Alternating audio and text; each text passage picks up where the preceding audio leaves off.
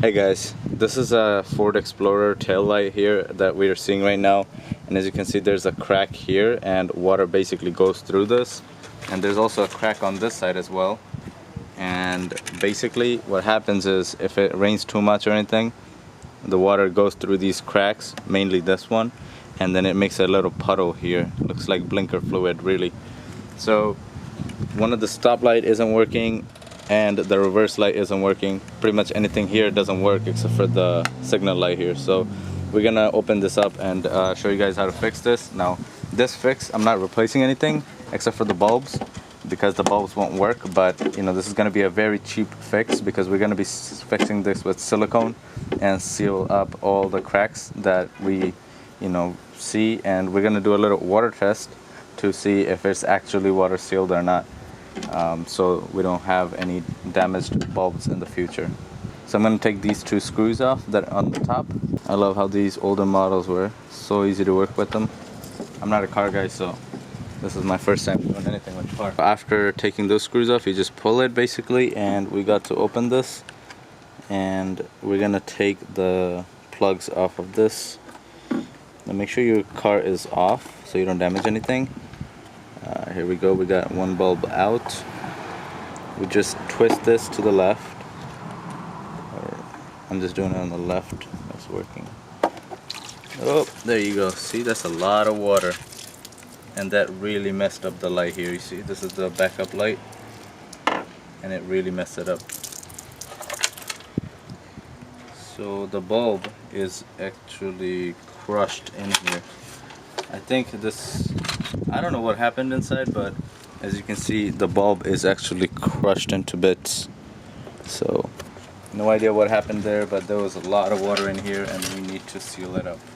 So this is basically the assembly. This is what it looks like. We can get a new part too. It costs around like $35 for each one, or $50 for both. Could do that, or this is our work truck, so we don't really care. We just need to fix it up and have it functional, so we're just gonna seal it up. There you go, all the pieces of the glass is out, and as you can see we have some cracks here, some scratches over here, and then there's a big crack here. This is what I'm worried about really. Now we're gonna seal this one up and this one up, and then do a little water test to see if it's actually sealed. It's like algae grown in here, so it's been there for a while. And on this end we're gonna have to order some or replace some bulbs because this one got water damaged. So I don't even know if it's the bulb or maybe this got ruined. I hope not, but we're gonna have to check that out. And this one is, this was submerged in water all this time, so as you can see it's already rusted out and everything. So we're gonna replace the bulb and see what actually happens and then go from there. This is the other tail light. Now this one is also cracked, as you can see. It flexes when we touch it, but the lights are still intact and there's no water damage in here. But let's not wait for that. I'm just gonna kind of seal this one up as well. And this is the silicone that we're using. This is General Electric's, right? GE Advantage Clear All-Purpose Silicone. So you could put this on anything: wood, glass, metal, or plastic. In this case we're using it on plastic. There we go. I'm not trying to leave a lot of residue out, but basically using my finger to kind of work into the crack.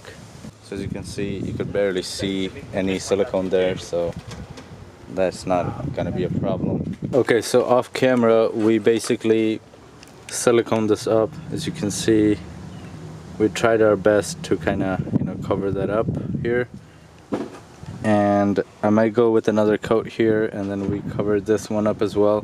I know it doesn't look that great, but from a distance it won't look that bad. And yeah, when you guys are doing it, if you guys want it to look good, make sure you do this in a clean manner. Now everything is set up and we're basically gonna put this back together. So first thing first, we're gonna go top to bottom so we don't mess anything up. We're gonna set this up and twist it clockwise, basically the same thing that we did, but the other way around. We're gonna install these back together clockwise, and the last one as well clockwise. So you know, before you put these in together, make sure they work. We tested these out and it worked, so all the connections and everything is good.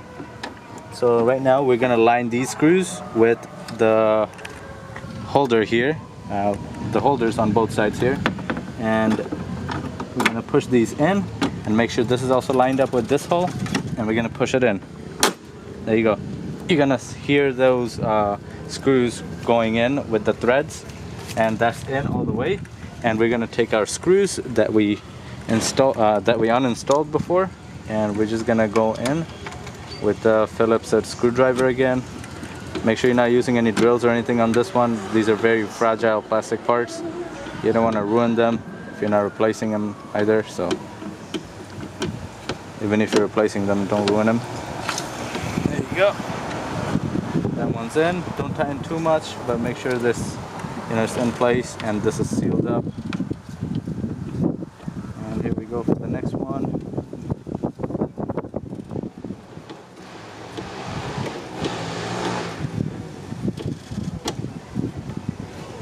Apply a little pressure and push it in, and let's do a little bit of this one. Okay, now we're gonna check if everything is working good. So I'm gonna get in the car and start it up, and I'm gonna be turning all the lights on and off to show you guys that it works. Red? Yeah. Uh-huh.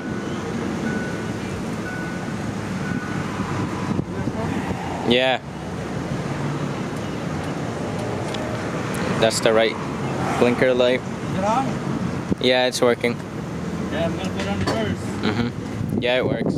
So just an overview, we basically siliconed all the cracks and everything, so there's no water damage in here next time. And they don't look that bad, but they do look bad. But you know, compared to the whole car, you know, it's a cargo car, so it wouldn't look that bad. These are functional and safe to drive.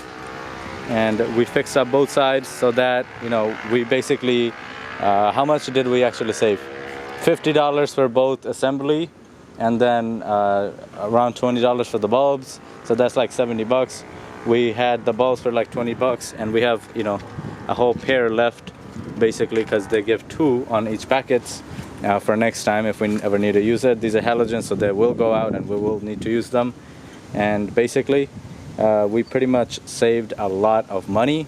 So that's it for this video, guys. Thank you so much for watching, and if you have any questions about this, let me know. I'll try to help as much as I can.